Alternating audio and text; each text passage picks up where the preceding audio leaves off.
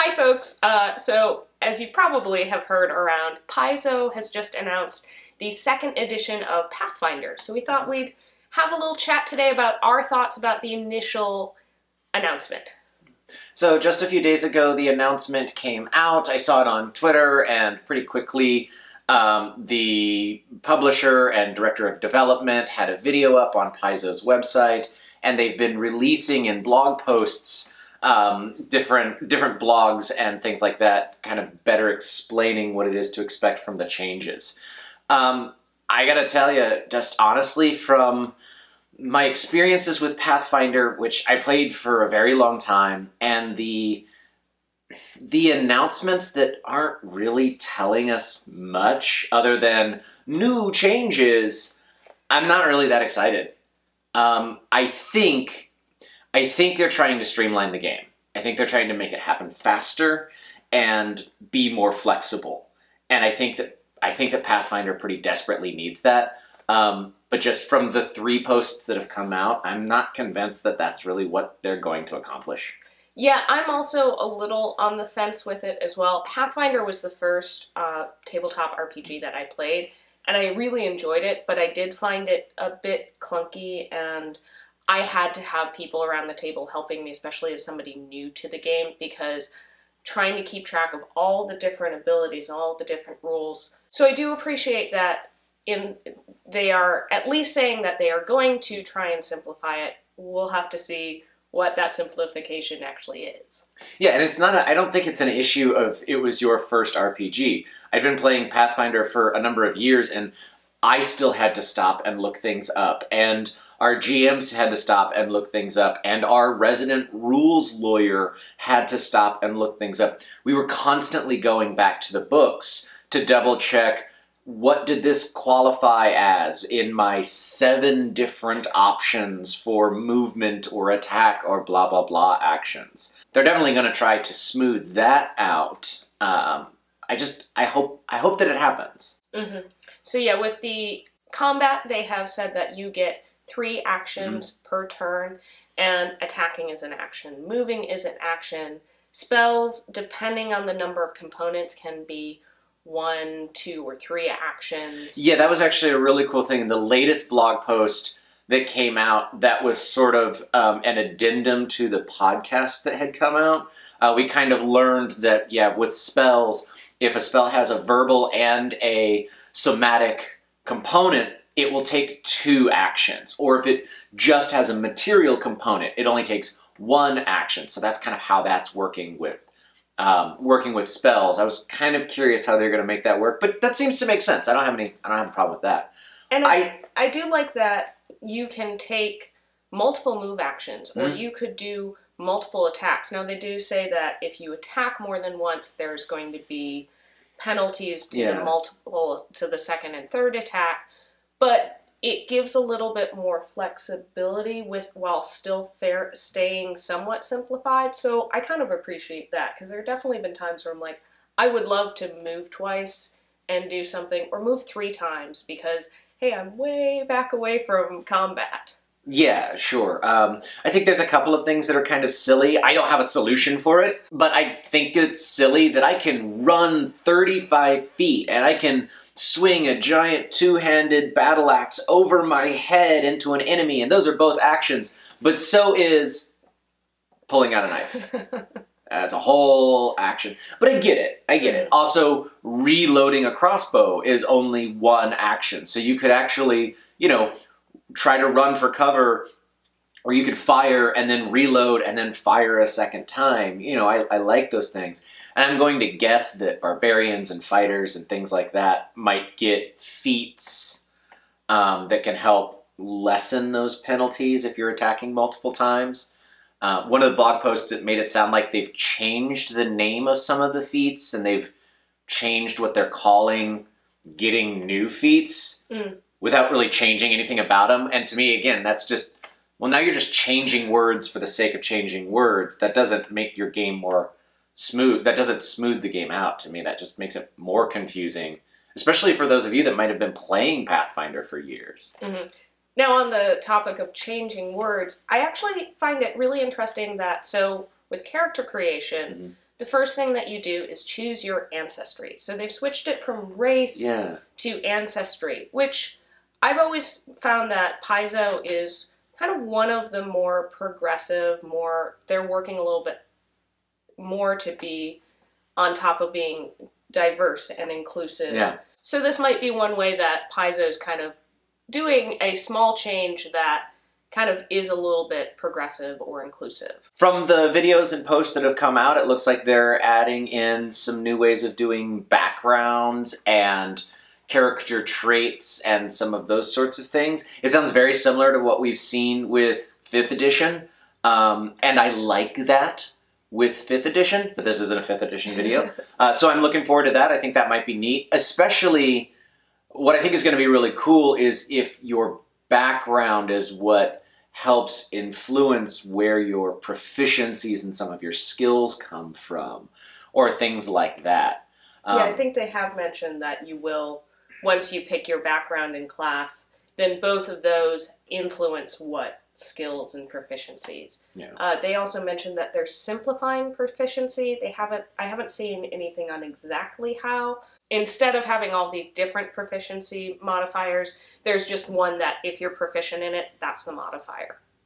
Yeah, and I think that'll help streamline things a little bit. In the Return to the Crypt blog, it looks like we got a little bit of a peek at what some of those proficiencies are. There's a society check that happens, and that's a knowledge check that covers what's going on about town and the courtesans and courtiers and maybe even like some of the underground elements or something like that. So it sounds like that's a proficiency that covers a lot of different types of knowledge. They haven't gone so far as to simplify it like some other systems might that just say, it's a knowledge check.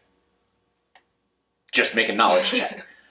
Which is great. You know, there's a little bit of flexibility and flavor to that. You could have two very knowledgeable characters, but one is, you know, the good old book smarts versus street smarts.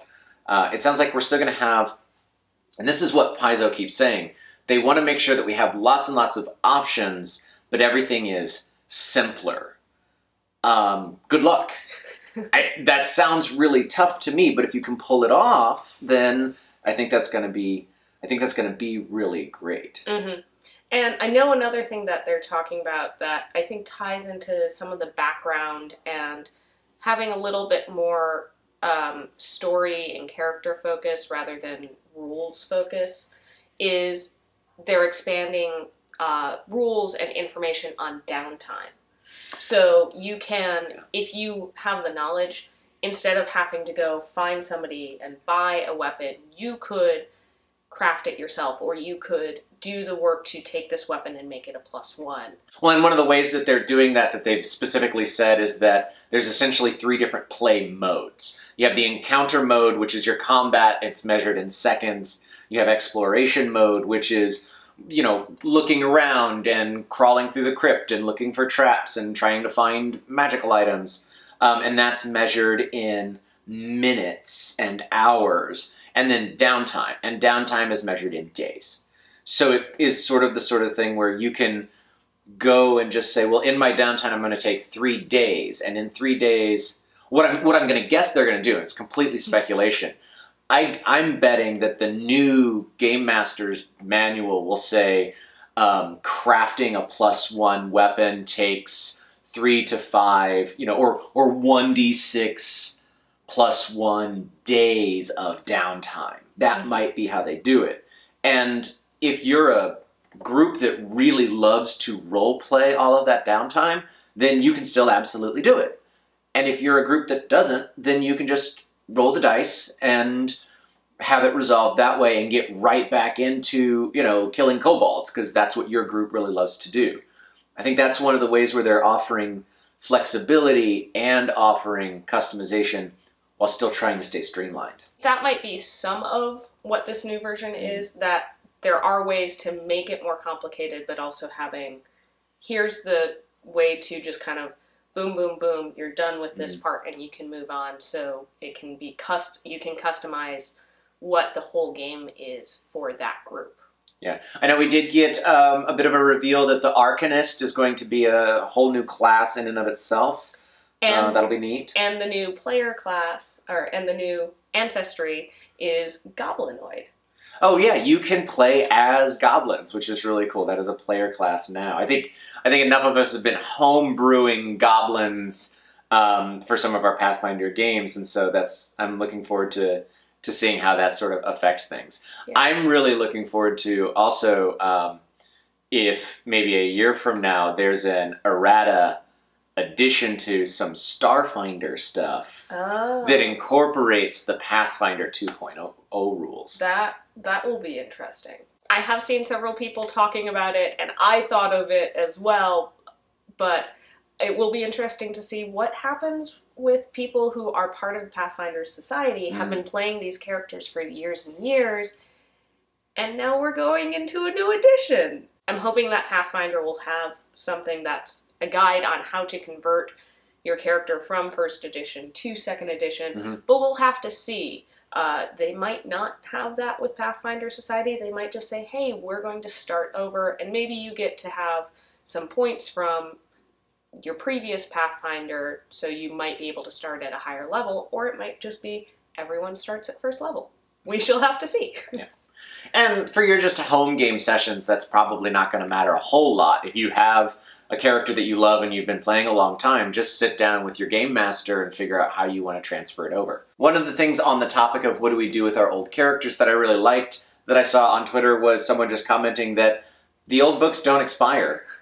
You know, you don't have to stop playing 1st edition, or you don't have to create a brand new character. You know, it's the, I think sometimes people are quick to jump on this whole idea of like, oh, the new edition is going to ruin everything and I'm going to have to start all over. Well, no, you don't have to. Just keep playing the 1st edition. Yeah, play what you've been playing and, take what you like and take what you don't. One of the first sentences in all of these books, in the Pathfinder, in all of the different systems is, these books are a guide in order to play the game you want to play. So I think that's maybe a good thing to keep in mind as we start to see these changes get unveiled. I'm excited that I think some of the changes they're doing are things that are going to make it easier for new players to get into Pathfinder, to get into role-playing. Because I know for me, when I first rolled up my character, Ryan walked me through it because it was like, this is so much, this is so overwhelming, and I didn't know where to start. So without having somebody who can walk you through, sitting down with it and having, okay, well, you have to look at this and consider this and this. And it sounds like at least the character creation is going to be a little bit more streamlined, a little bit more, here's the 1st step, here's the 2nd step, here's the 3rd step, and less, okay, I have to read everything and then think about how it all combines. It's just like, okay, I picked my Ancestry first, then I pick my class, then I look at background, then I do kind of all the modifier abilities, stuff like that. Yeah, and I think that that's great. Of course, online there's been people saying that Paizo is dumbing it down for the newbies and all that kind of crap. And honestly, that's the sort of toxic gatekeeping crap that makes me not want to play with those kinds of players anyway.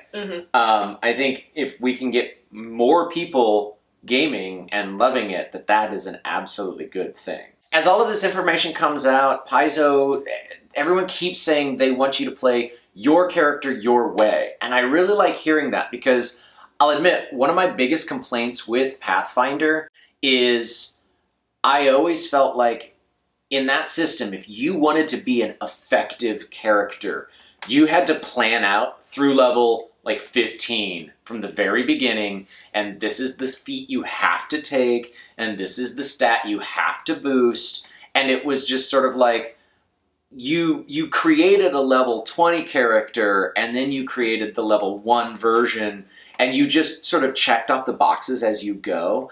I'm really hoping that these new smoothed out but lots of options let us create a little bit more dynamic, interesting, one-of-a-kind characters that don't have to fit a prescribed mold in order to be an effective character in and out of combat. And also, I'm wondering if the flexibility of where you take your character next might, for me, one of the things I found when I was playing Pathfinder, I always seem to be excited about the next level, because it would be like, oh, at 5th level I get this new feat, or I can do this new thing. And I enjoy playing my character, but I've found in other systems I have a little bit of that less excited about the next level and just being excited about the character I'm playing now and not even worrying about what am I going to do at the next level until I got there. Yeah, I mean, everybody loves to level up, of course, that's not what we're saying, but I want to be able to enjoy my character as they are, not be looking forward to who my character will be someday. That's not as fun for me. Mm-hmm. So the release dates for a lot of the stuff are up. Pre-orders will be starting, I think it's actually March through May, or April through May, somewhere in there at your local game stores if you want to get a physical copy of the playtest. But the playtest is going to be free. Online. You can download it for free early August. The first physical copies are going to be at Gen Con. Yep. We're hopefully going to pick up one. Yeah, we'll see. Yeah. And I know they've also mentioned that there's both a softcover and hardcover versions of the playtest. If you want to if you're somebody who really loves Pathfinder, you want to get those kind of collector editions. But if you don't, you can just download it for free. And I think that's really great. And obviously things will change between the playtest and the actual 2nd edition. But that way you can play it and find out, and hey, let Paizo know if there's stuff that you think could be improved or you don't like, and you can let... Or you do. Or the things that you do like. Yeah. It's also nice to hear as creators the stuff that you do like. That's definitely true. The stuff that you say, please, please keep this. So we're definitely going to be at Gen Con again this year, and we're going to be picking up some Pathfinder 2nd edition stuff. So who knows, maybe we can do a quick little pickup or one-shot or something like that. What have you been hearing about 2nd edition? What is it that you're excited about? What are you concerned with? Let us know. Have that conversation down in the comments section. We'd like to hear what it is that you think about the upcoming 2nd edition. We want to give a special thanks to all of our patrons over at patreon.com/rollforinitiative, especially Sean, Lainey, RV, and William. And if you want to head over to Patreon and take a look and maybe join in on our campaign for $1 or $2 a month or whatever it is that you want, that would be super cool of you. But regardless, you are super cool because you keep watching our videos. Don't forget to like, share, and subscribe. You can hit the little bell if you want to keep getting notifications when our new videos are up. Well, all right, and we'll see you next time on Roll for Initiative.